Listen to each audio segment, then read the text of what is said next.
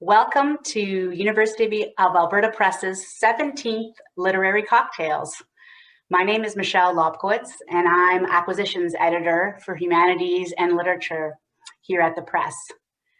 Literary Cocktails has always been a chance for press staff, authors, university colleagues, friends, and book lovers to come together and celebrate some of the literary achievements of the preceding year. We are fortunate this year to have Nisha Patel to guide us through the next hour of poetry reading and discussion. Nisha is an award-winning Indo-Canadian poet, artist, and public speaker in Edmonton, Alberta. She is the current poet laureate for the City of Edmonton and regional writer-in-residence at Strathcona County and St. Albert. She is also the 2019 Canadian Individual Slam champion. Her debut collection, Coconut, was published by New West Press very recently and has been a fixture on the bestseller lists.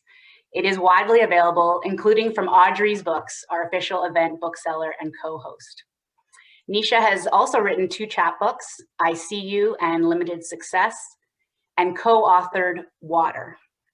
Her new micro-press partnership, Moon Jelly House, publishes only BIPOC poets.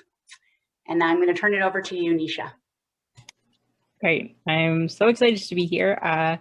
So I did ask to no longer be called the executive director of the Poetry Festival, as I am leaving that role, but we have always had a long relationship with the Literary Cocktails event with the U Alberta Press. It's something that we weren't able to host last year. And of course, with a lot of stuff going on and a lot of transitions, you know, we weren't able to have our traditional event, which would have been at the university, often one of the best attended events of the entire festival. Many of those of you in the room are regulars of that event, which is really great to see people coming out, but some of you are also coming from different cities and coming in, I'm just making sure all my sounds are off, coming in from all over the place, which is really great because like that is one of the benefits of having kind of our things online and being able to do that. I'm going to start with a land acknowledgement. I want to acknowledge that the University of Alberta Press is located on lands that are the home and traditional territories to many different Indigenous peoples who live and continue to gather here. We acknowledge them and their role as storytellers, knowledge keepers, and stewards, and acknowledge our role as accomplices in achieving justice and equity. You'll also see that we are recording this event. We are going to be able to publish it later, and so if you're uncomfortable leaving your camera on, please feel free to turn it off. I will be monitoring the chat as well, keeping a little bit of an eye on it if there are questions that come up. We're going to do a Q&A after the reading, so you can feel free to use the Q&A function, which is located in the bottom of your control bar, or you can put questions in the chat. Just please flag them if I miss them, since everyone's been really lively talking about the books they're reading, which is great. Not just because some of you mentioned my book, which of course, no pressure. A lot of people, especially on Goodreads, did not like it, so that's totally fine. But there's a lot of really great books that were listed. As you know, the League Awards just got announced as well. So I know many of you are reading some of the awards, some of the books that were shortlisted here in Canada. All really exciting stuff. In some ways, I feel like I've been paying too much. I've been spending too much on books from both Audrey and Class Bookshop, but Audrey's, of course, has also adjusted. We're happy to have them, and they deliver in Edmonton. And you can get basically any book you want from them, even if it's not in their catalog. You can just give them a call, and they're happy to find it for you.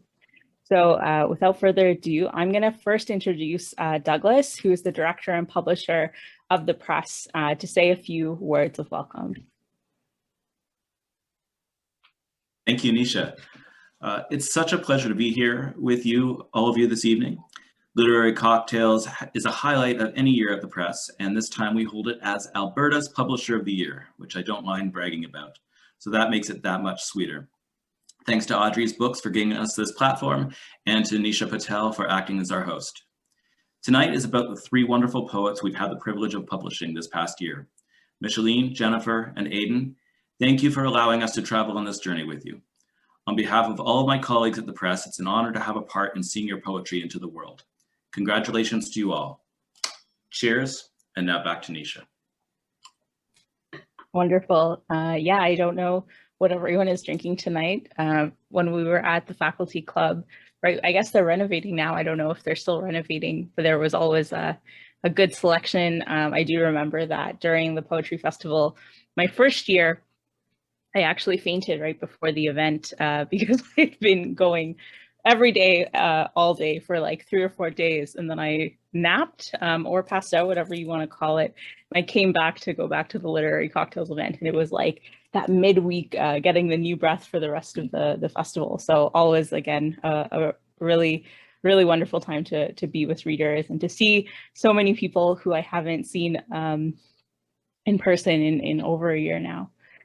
Okay, so I'm going to introduce each reader right before they go up. And so keep in mind, again, any questions you might have for them. I have some questions prepared, so we'll try to get to as many of them as possible in our time together. We have 3 poets joining us who were published with the U Alberta Press, but they're actually coming from Edmonton, Calgary, and Vancouver. So these are your 2021 published books for the University of Alberta Press. These are the 3 latest books in the Robert Crouch series of creative works. And if you have, again, questions, use the Q&A tab or use the chat, and I will keep an eye on that as well. We're going to begin with Jennifer Delisle. Jennifer is the author of the lyric family memoir, The Bosun Chair. She's also a board member of New West Press and regularly teaches creative writing. She's actually teaching a Faculty of Extension course this summer through the Faculty of Extension's writing series. And so be sure to check that out as well. She is a settler living here in Treaty 6 territory, Edmonton, and her new book is called Deriving. So without further ado, please welcome Jennifer. Thanks so much, Nisha. Definitely check out Coconut if you haven't already. Nisha also didn't mention that she's also teaching something during Writing Week this summer. So thanks for hosting, Nisha, and thanks to Audrey's Books. And thanks to everybody at U of A Press. So many people worked so hard on helping me bring this book into the world, and I'm really appreciative. I'm going to start with a poem called Seeds. There'd been tales of blood from older girls, and rumors, he puts it where? My report is on seeds, Hannah whispered in the library, so I can get the S encyclopedia. We discovered dirty words we'd not heard before. Gamete, blastocyst. Flip the page when teacher passed. Essential for the propagation of a species, the male's erect penis is inserted into the female's vagina. Rhythmic thrusting results in the male ejaculation of semen, which contains sperm, into the vagina.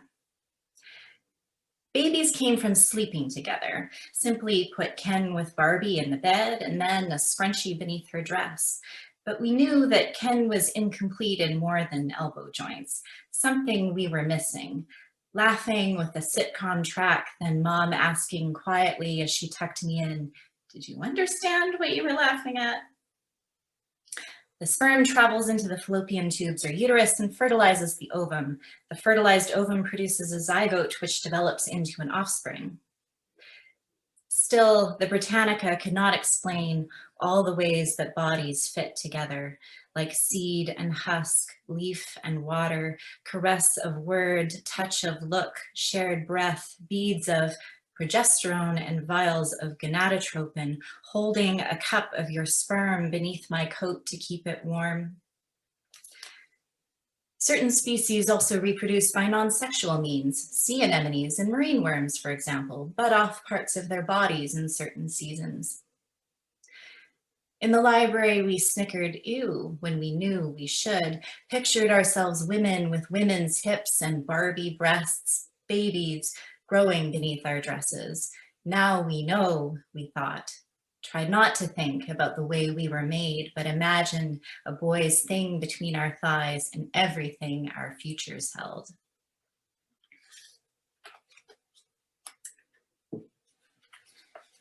So I live in Edmonton now, as was mentioned. Grew up in Edmonton, but I spent about 8 years in Vancouver. And this next poem is about moving back home. It's called Vancouver. I know it's raining by the hunch of people on the street below, as if they are grieving. The weather's not coincidence. It always rains. There's always loss running down my windows. But you and I are wringing out our bodies, taking them in from the elements. We will lay down towels in the porch and drip until we're dry. We'll squint and blink into the light, spread blankets on the lawn, and later aloe on each other's pink shoulders. We are leaving this city, leaving loss like an address, running from gods and pressure systems, leaving loss like a forecast, knowing everywhere has sky, but in this city we have seen 1,000 ways to block the sun. Today they say the hazy skies are from Russian fires.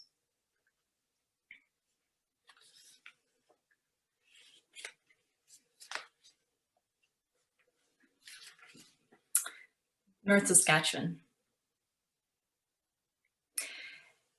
It carries glacial genes from the ice fields. Snow-fed, it knows how to be a body in the cold. Every day the train crossed the river, 20 seconds of light between the tunnels through the banks. I watched it freeze up, rafts of white snagging beneath the bridge, frazzle ice, pans linked along the shoreline.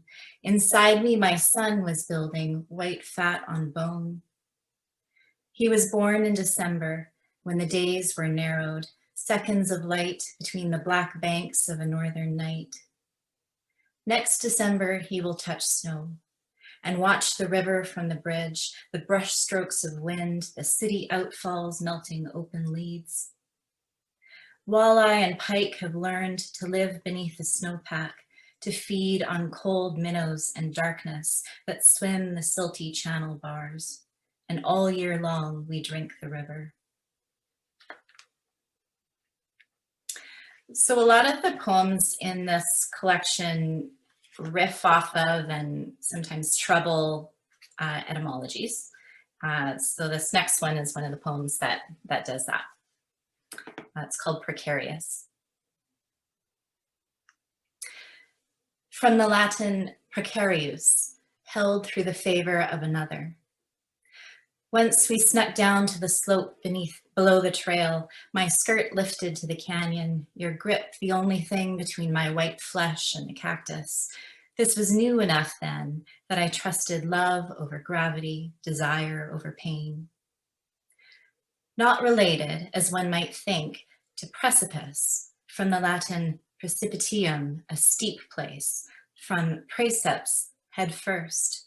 How the earth was loose against the bank, how everything that day was white with light. We build a tower of blocks with our son, show him to make a strong base, show him balance. But everywhere there is color. Here, a horse on a ledge, here an outcrop of blue, here the head of an owl and the body of a fox. Could we make it tall as him? Could we make it tall as us? And we can. Now yellow, now red, this growing wonderful thing, a place for us to live in the air. This defies physics, how we construct the floor as we stand upon it. Not related, as one might feel, to precious, from vulgar Latin precare, to ask earnestly, to beg. It is not the cliff to fear, but the body you are holding, how firmly you grip it, how firmly it grips you. Not the cliff, but the way the light is what can blind you. Look how the river carves our names. Look how the hawk rides the heat. Look how high this thing we've built is. From the Latin prex, entreaty, prayer. If we fall from this great height, let it be that we were here, not in towers of our imagination. Let it be that we are part of the sky. And I'm gonna finish off with one last short one called September Snow.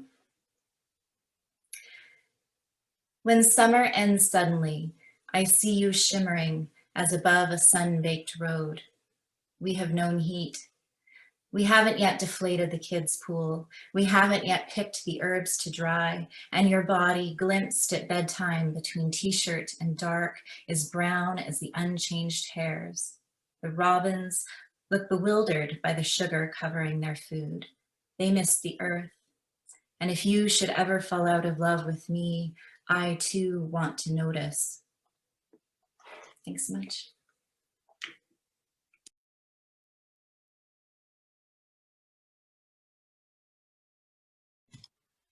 I'm clicking all over the place. Thank you so much. I think we're just gonna keep going. And again, you can send me any questions that you have for the authors in the chat or in the Q&A function. That was really wonderful, Jennifer. Jennifer also really reached out to me. I was very ill last summer, so I missed her class, but she sent me personal notes through email that I was able to read and use in my subsequent classes. So that was very sweet of her. So I would highly recommend taking the course that I missed and checking out all the offerings from the U Alberta extension this year.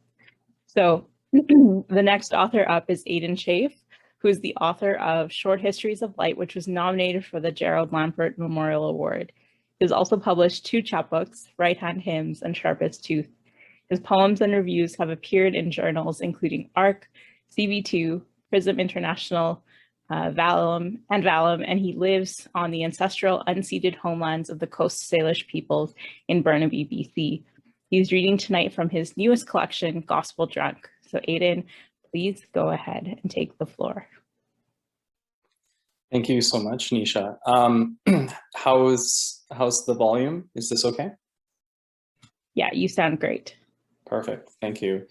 Jennifer, that's a wonderful reading. I'm always struck by the images that poets can kind of bring about, and there were some wonderful images in your poetry. I really appreciated that. Yes, I'm reading from the unceded territory of the Kakite First Nation in and around Vancouver here. I live in Burnaby, but in and around Vancouver, also the Musqueam Nation, the Tsleil-Waututh, and the Squamish Nation.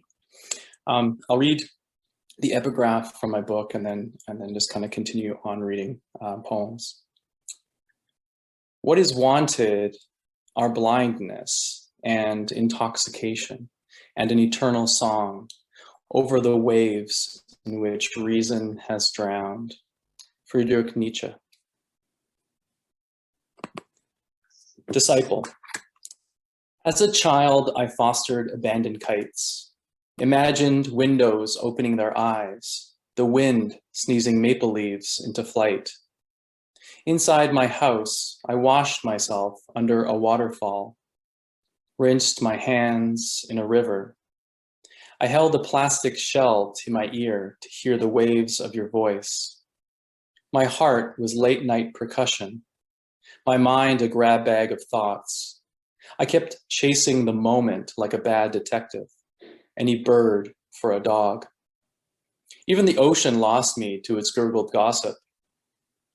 At Mass, when my family did their best impression of paying attention, I turned the TV on in my head, watched Saturday morning cartoons. Before I said bedtime prayers, I covered my Bible in stickers, silenced God with radio, wondered how many good deeds I needed for a halo.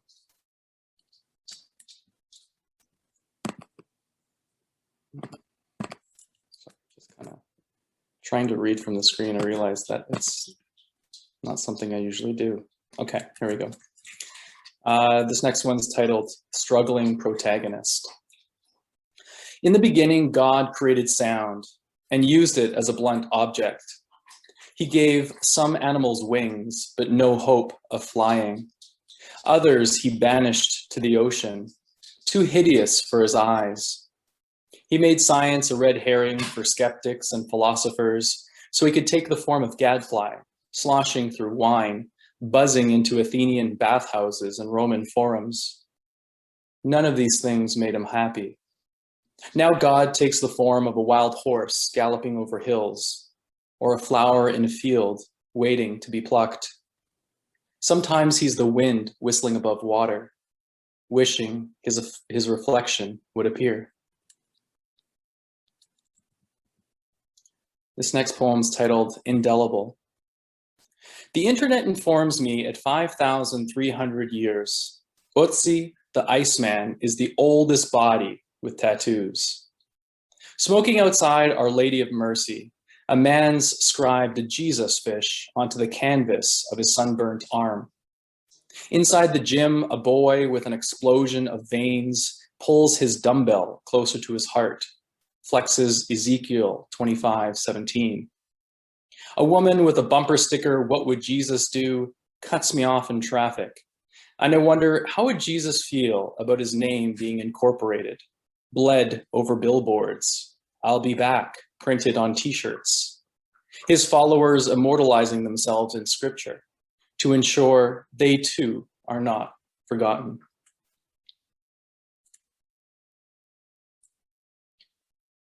So a clear kind of theme in my book is Judeo-Christian mythology and religion.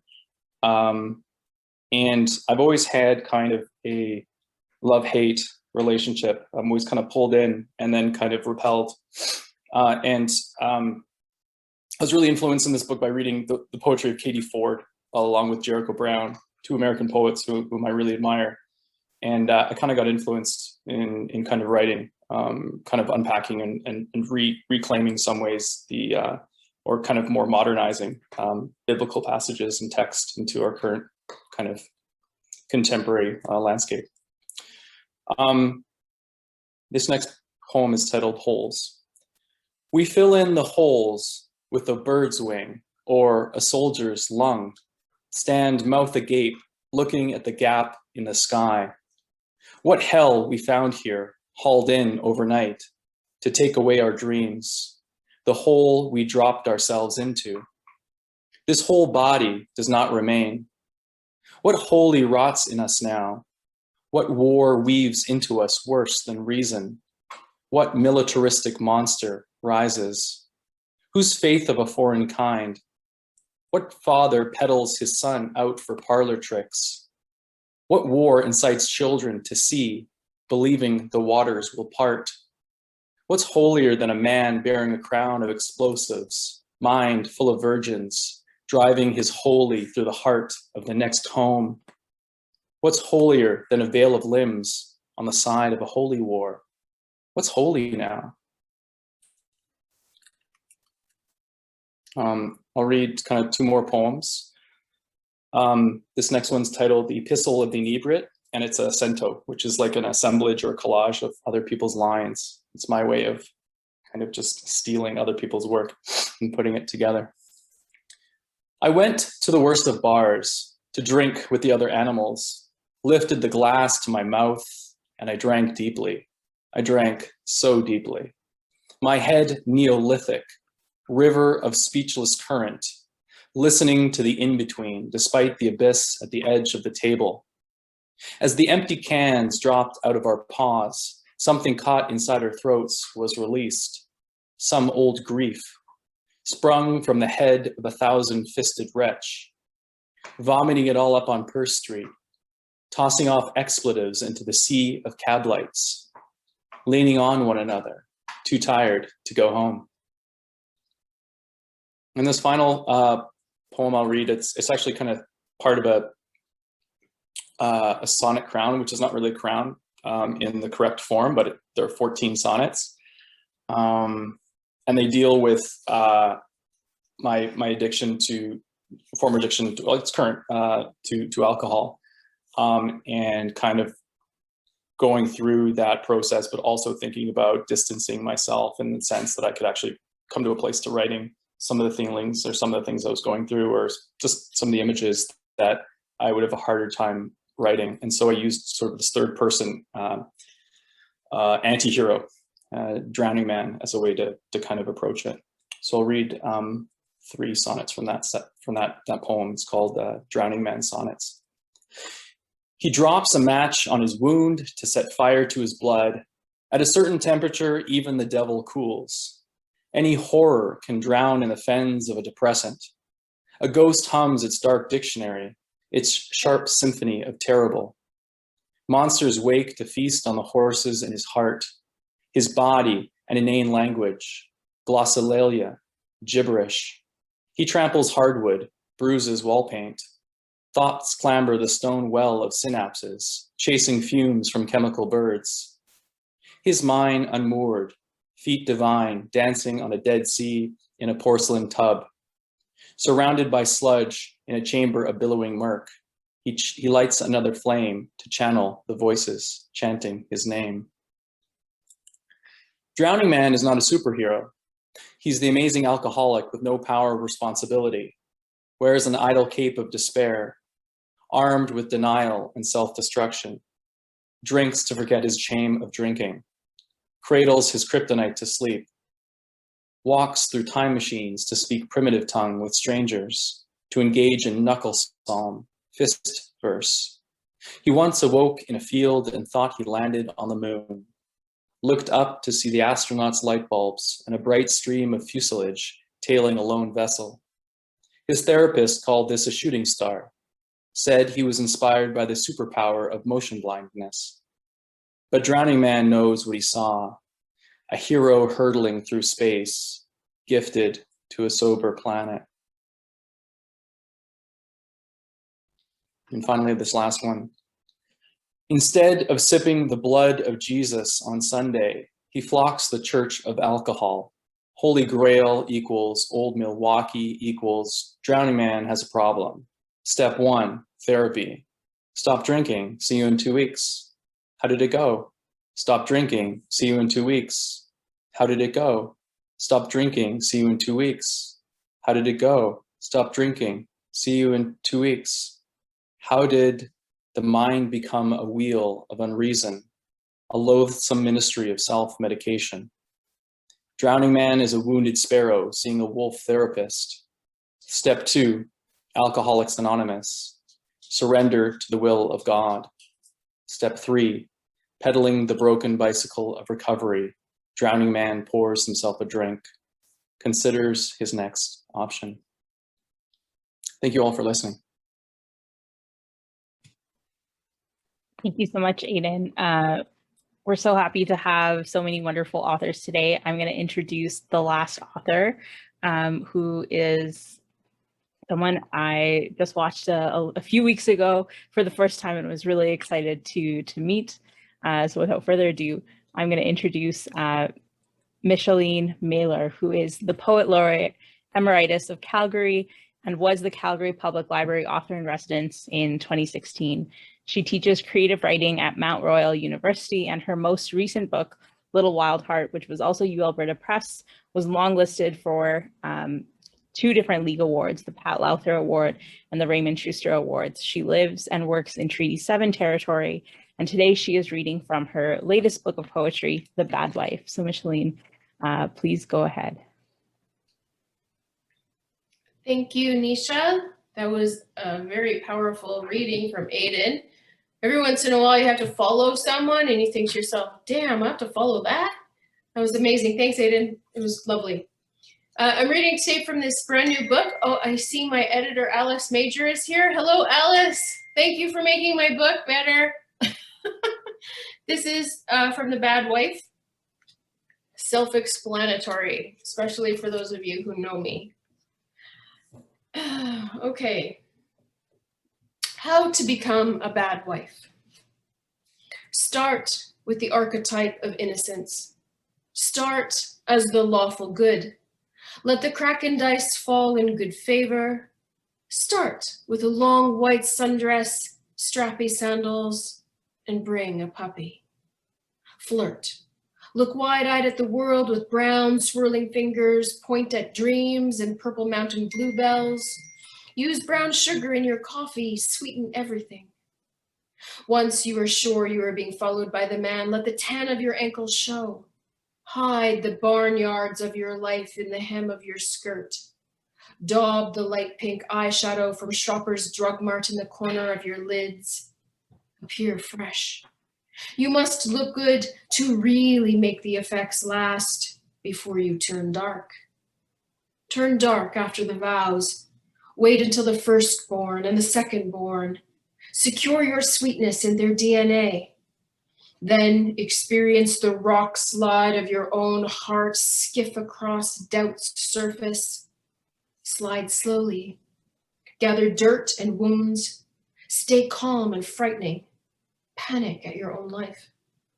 Find yourself someone to talk to, a nice professor much older than you, always safe. Go somewhere with coffee and make sure those children are with a babysitter.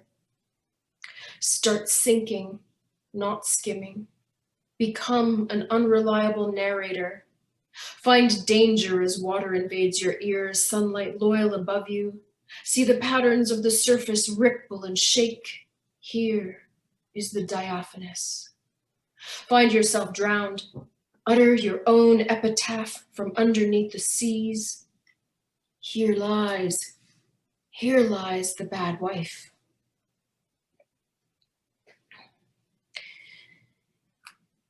In the season that I left my marriage, I seemed to come across a lot of dead birds. So there's a couple of good dead bird poems in this book. And this one is titled, The Crow Takes the Body. I take the body from the cold, wet slate stones, from under the eaves, from under the neck break window, from under the sill, from under the bushes and the wilted mint. I take the body to the high grass beside the small red bush, long branched in the long, long grass, wet beside the wilting wildflowers. Offer up to the scavengers the beautiful body, to magpie, to crow. The crow sees the body first, curls in, glides a circle, an eye circle, a wind circle, a crow circle, takes the robin who dies by the window, and on camera where I shoot the last gulping breaths, contracting legs and heart. I shoot them in my camera until 2 convulsions make a death out of a life, and I watch my camera witnessing the last of this little mottled heart. And the body stays on the slate, on the wet stone, until I offer her to the grass, to the red brush, and the crow comes on time. The undertaker arrives too late. And the crow takes the body into its beak and takes the weight, bows to the sky, gives thanks, I think, lifts to the near trees and fog, sits down solemn and bows to the body, an offering from the window and the grass and me.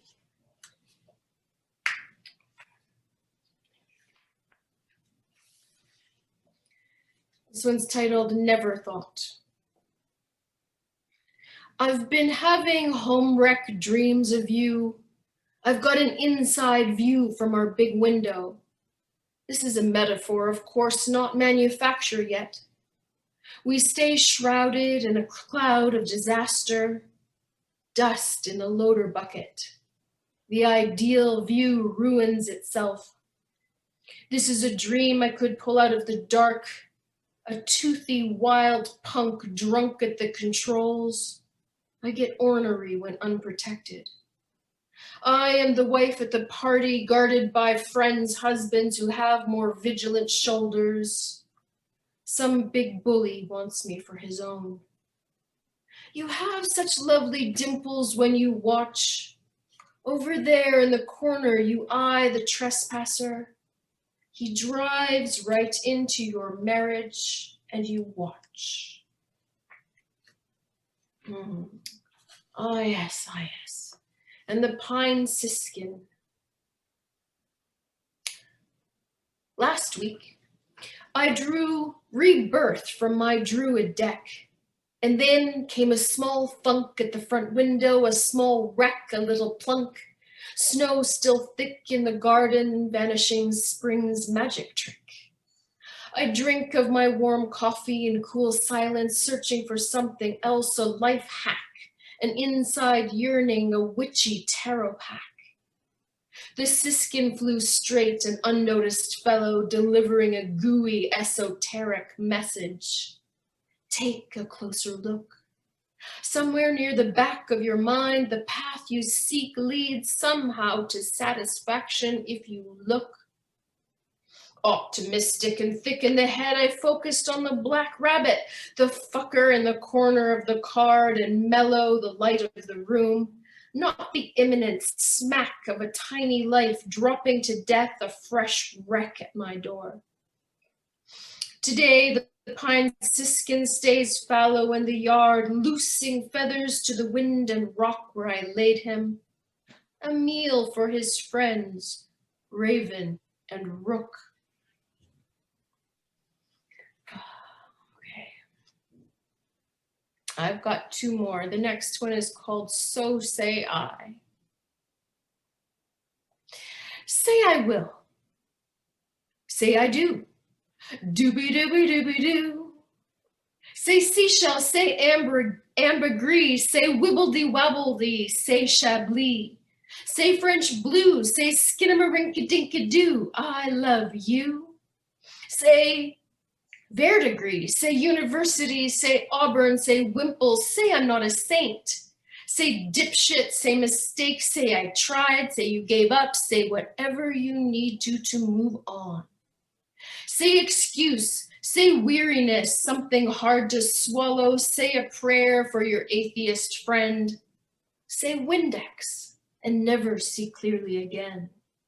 Say morning, say take it back, would I take it back? Say I take it back, would you take it back? Say handshake, say lawyer, say sign right here on the dotted line. Say bedsheet, say ticking, say time bomb, say bourbon. Say my name on the cusp of the fiery swill. Say swing set, say tree stump, say sunset. Say it like you mean it.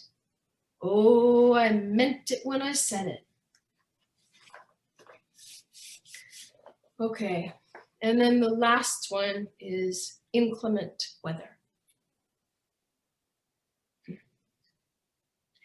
Have you seen the sky turn on a rocky cliff face? Cobalt silk morph into dappled gray hide. Seen the sky muddle beyond metaphor. Remember, I loved you spectacularly. From the time I spied you mowing the lawn in your underwear to another time your body slipped in the air and turned and sprung off the edge of our vacation boat. Backflips for the children, circus tricks, turns of impatience and longing, while ours sat peacefully across inhabited rooms, CBC in the speaker droning the news. Almost the same as yesterday, so samey as the turning of the world, so full of human nature churning. Those days smutched to years spread soft and grass green. Let's not forget, none of it was a waste. Let's not forget the mercury moodiness of the weather over the slim sliced schist jammed sidelong into the continent. Our marriage was here for the millennia of our lives.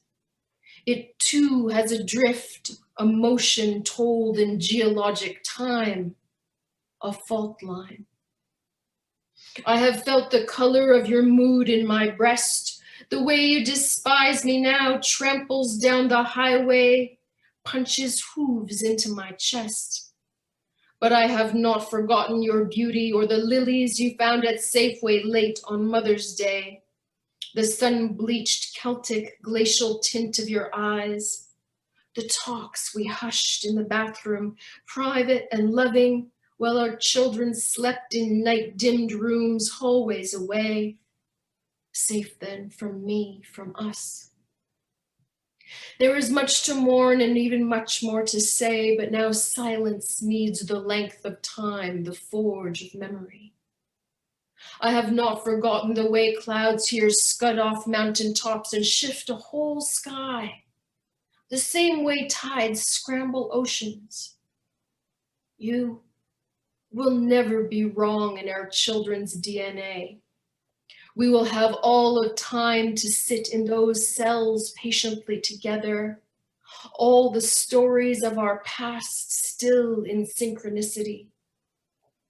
Let those remembrances be balm enough for what has become of our bombed out home, empty of my things and the rhythms we kept. Tell your son you loved me, keep once inside. All the sky is still in motion.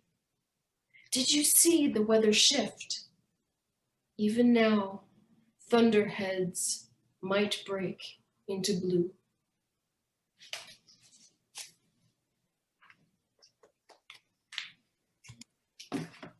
Thank you so much to all the readers today. I'm going to ask to bring them all back on screen for the Q&A portion of our event. I'm just saying things and hoping they happen. You can always switch back to gallery view. Okay, I think we're getting there. Let's see if I can make this work.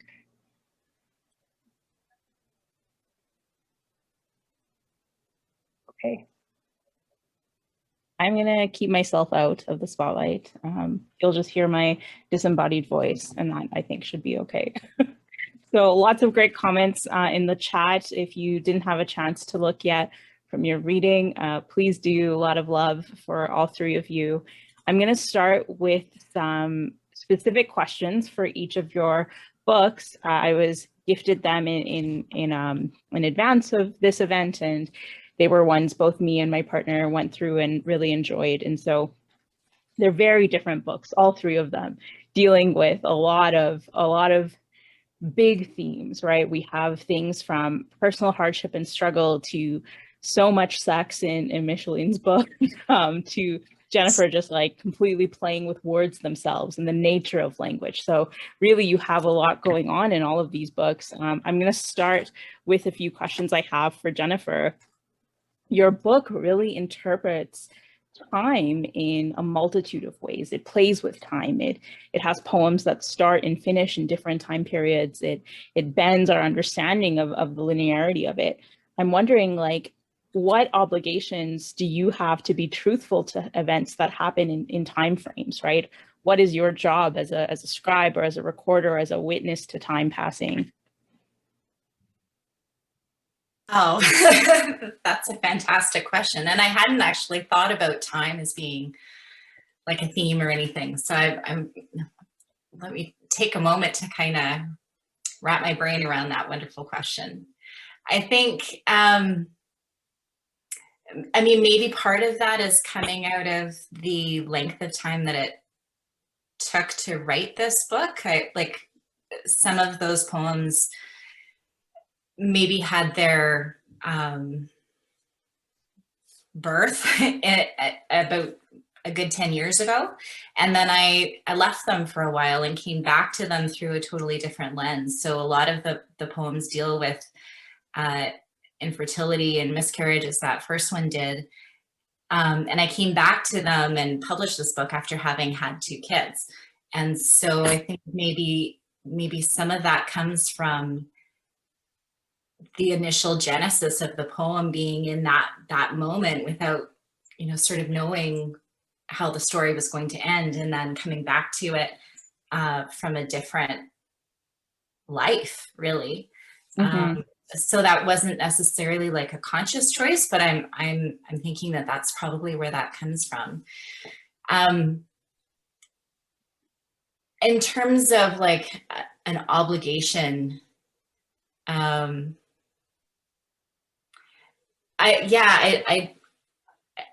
don't tend to approach my work with a sense of much obligation. If I'm writing something that's labeled as creative nonfiction, then I might have a little bit more conscious thinking about truth and authenticity. If I'm writing poetry, then I think I maybe take a little bit more poetic license, but I always want to be true to the experience. I don't know if that answers your question. Yeah, no, I think that's really great. I'm hoping that was that was a enlightening question for other people. It's such an interesting concept. I have a specific question for Micheline now. One of my favorite things in this book is that you completely explore I think, head to toe the word bad, right? There's so many verbs, bad, there's guilt, there's, forgiveness, there's, pride, a lot of stuff that happens in this book sometimes that has all these like conflicting emotions to it. I guess I'm just curious, like, how did you imagine the understanding of the word bad would evolve with this book? Like, did you title it right away? Was it an idea that sparked the collection? How did it come about for you to label yourself or label this book as a bad wife? Oh, okay. So let's start with, did it start off titled that? No. Does any manuscript ever end up with the title that you start with? I would like to know if that's ever happened. No, first it was called Birds with Origami Bones, and then it was called question mark, and then it was called This is Too Close to Susan Musgrave's title, so it can't be titled that.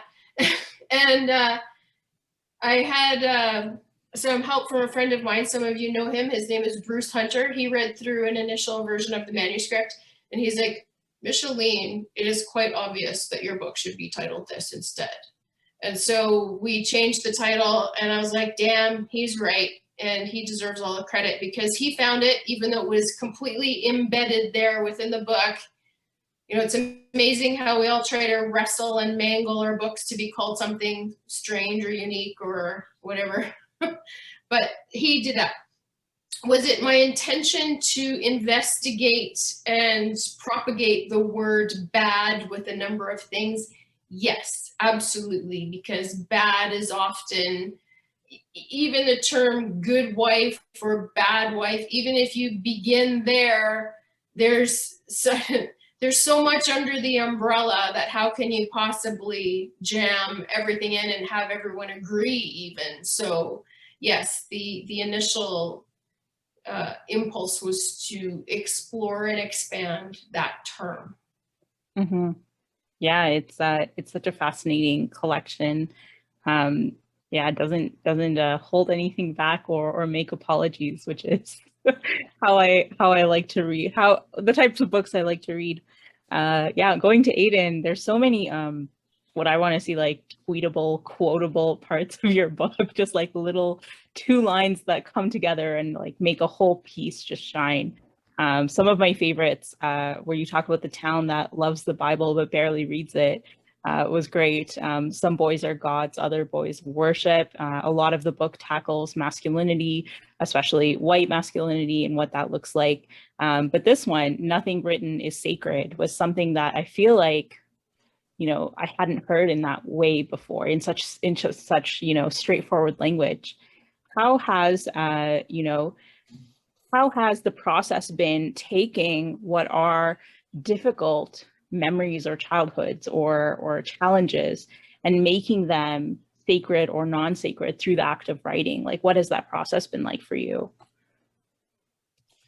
Yeah, it's a really good question. I mean, for one, I didn't have, like in many, like my childhood was amazing.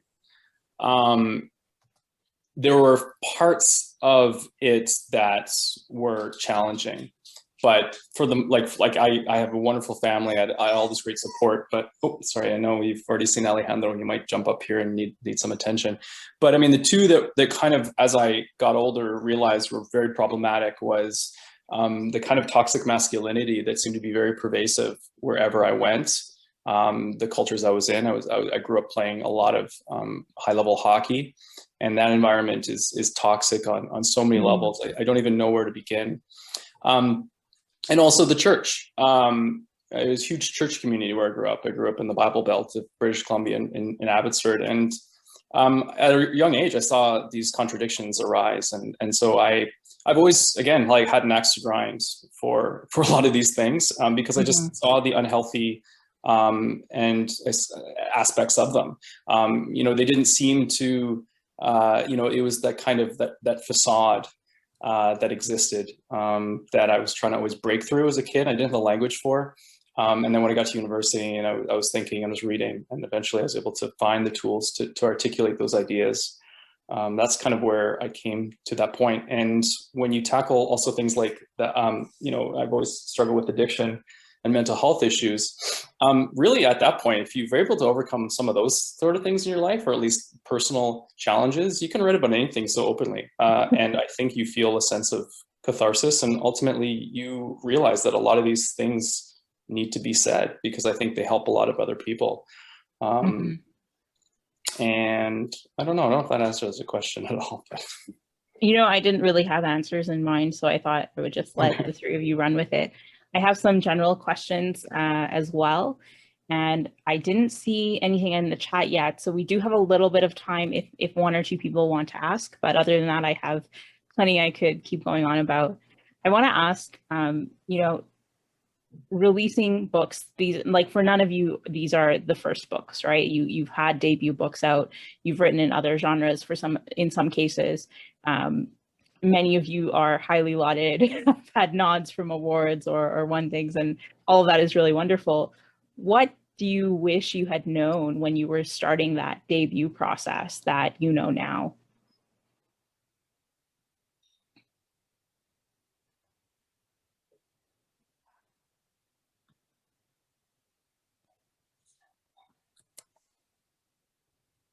Okay, I'll go. I think that early in a career, and I think early in life, I think this probably applies to a lot of different careers and art forms. I think there's so much external pressure to produce and to reach a certain level of success. And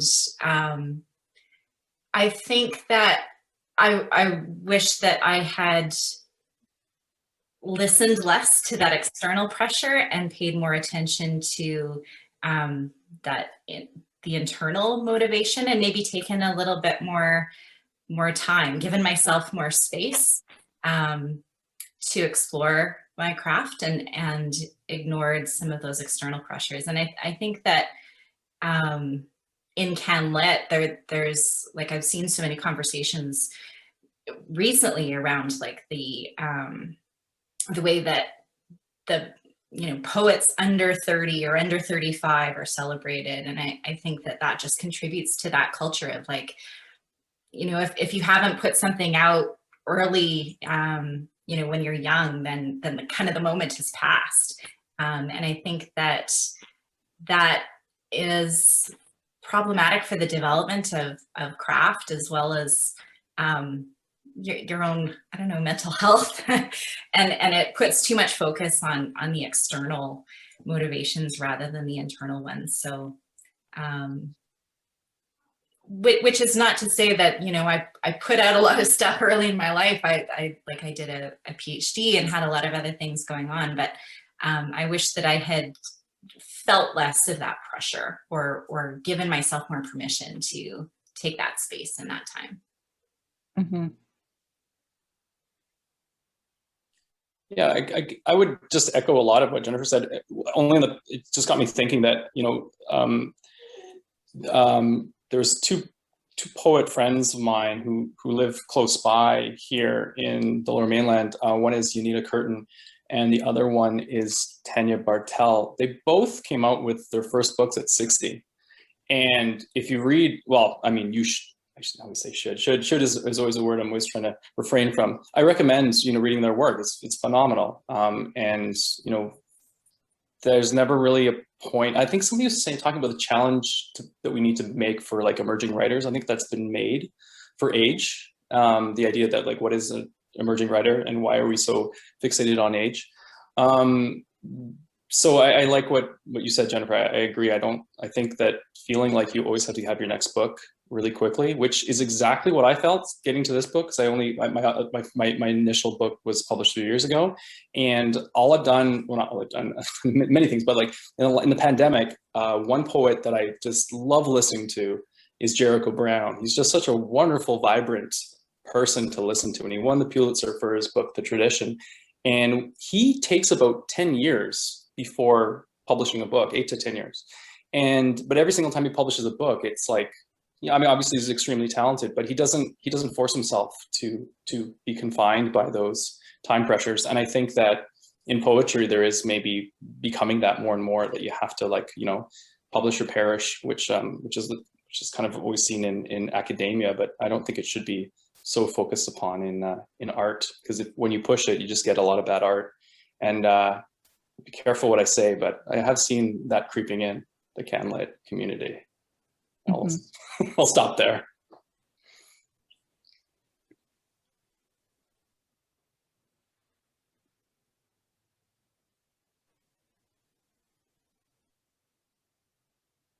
At the beginning, be brave. Be brave right away. Don't do it for any reason other than you cannot stop yourself. Don't do it because you want recognition. Don't do it because you think you should. Don't do it because someone told you you should. Only do it because you cannot stop yourself. Because it's the inside of you is like lava and you have to let it out. And every other reason doesn't fucking matter. Yeah. I love a good swear as any, so I'm going to put that on the wall next. Hire an embroiderer, because it's one of the hobbies I haven't picked up in the pandemic. Wonderful. I think we're really close to wrapping up. I'm going to go over time a little bit by asking just one final question to everyone in the group. And I really want to know, especially with so many changes that have happened to a lot of you, you've moved from certain spaces to other spaces, academia to poetry to publishing, all of that. How has your writing practice changed over the years? And do you have a routine or a set of principles that you follow now that you are comfortable with?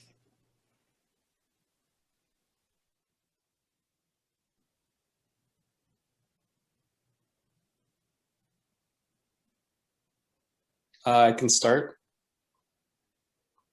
Can you hear me? I always feel like I'm not being. Yeah, we can hear you. Sorry. Okay. Well, for me, because and I'm sure just like Micheline and Jennifer, like just life kind of finds its way in so easily that I'm always trying to forage for time. And so I write almost any time, always, and I always kind of keep a document on my phone. I have a prep right now, which means I'm a high school teacher, that in my morning, I'm not teaching a class. And because I'm teaching in the afternoon, a class that I've taught 3 times already during this pandemic in a quarterly system, I'm just like, well, that's easy. So I'm spending my mornings just reading Tony Hoagland, Poetic Practice on Voice, and just doing all of his exercises. And that's what I'm doing. And colleagues are coming in and they're like, oh, look at an English teacher who's reading and probably trying to better his practice. And I'm like, no, I'm just doing this for me. So, but you have to just kind of find time. But I said this in the interview before, but the David Sedaris, like I remember I love David Sedaris so much. And he said like he wakes up and writes for 4 hours every morning.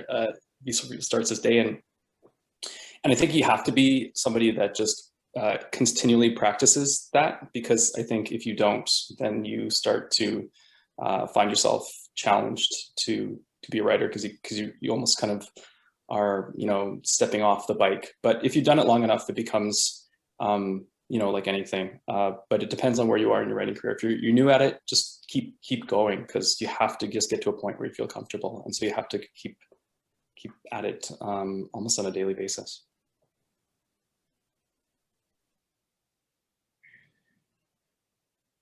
Want to go next, Jennifer, or me?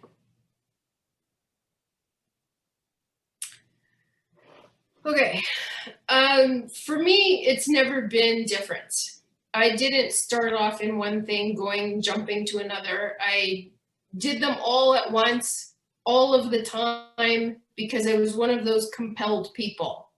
I wanted to know about publishing while I was studying, and I was writing while I was studying, while I was publishing, and while I was talking about poetry, and while I was immersing with the poets. And it's just not even something I can separate. Some people can say, oh, I separate my teaching from myself. I separate my teaching as a job. For me, it's just life. It's just life.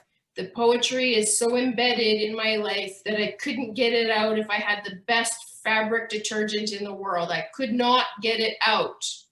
So it all happens in this big conglomerate avalanche ball of messy goop, poetry, morning, noon, and night. Sometimes I sleep it and read the lines in my sleep, and sometimes it's there in the morning, and sometimes I have to fight with it like it's MMA, and one good line is the thing going to the mat. It's just impossible to separate. So that's where I'm at with that. I love that metaphor. I feel that, the MMA fight. I feel like I've noticed my practice shifting a lot in the pandemic, but particularly in the last few months. And I feel like early on, I wasn't able to write or read. Like I was able to edit this book, but writing anything from scratch, like it just didn't happen. My brain was not in a place where I was capable of doing that. And to pick up a book was the same, like to read somebody else's book, I just wasn't there. And what I've noticed, and I don't really know how it shifted, but in the last few months, I think I've really given myself permission to fit writing into the cracks. And like I have 2 young kids, they're 7 and 4. And so life is insane. I have, full-time job and the whole thing. So I do have a dedicated writing day. Wednesday is my writing day, but I often get more work done in the in-between, like Saturday morning, and I've got a kid hanging off of me, and I'm writing with the other hand, right? And it's I think the shift happened because I found a way to give myself permission to do that, to take less pressure off of that day, and just fit it in where wherever whenever I had the mental capacity for it. And that's been kind of liberating, to give myself that permission to take that pressure off of myself. And I've been finding those little moments of inspiration happen all the time. But that's been a real shift. So I do think that there's something about the pandemic that has made that possible. So like one little silver lining of the pandemic has enabled me somehow to find that shift in my practice. Wonderful. Yeah, I'm so happy to have been in conversation with all of you, to have been gifted your books and to have them ready to read. I unfortunately dog-eared most of Aidan's, like every few pages here and there for future study. So really happy about all of it, and yeah, happy to have read them. I'm going to pass it back to the U of A Press. I'm going to pass it back to Michelle, who's going to wrap up the event and give some thank yous out to everyone who's made today possible. Thank you. To hear more from these 3 fabulous writers, please buy their volumes from Audrey's Books or from your favorite local indie bookseller. As we are still in the crux of the pandemic, it seems, at least in Edmonton, many of the booksellers are offering delivery or curbside pickup. So thank you again to our wonderful poets this evening, to Jennifer, Aidan, and Micheline. Thank you to Audrey's Books for creating space for books and authors. To Nisha Patel, our wonderful host. And of course to you, the audience, for attending tonight, for supporting and celebrating writers and creators with us at the University of Alberta Press. So thanks very much for spending this special time with us, and I hope you all stay well.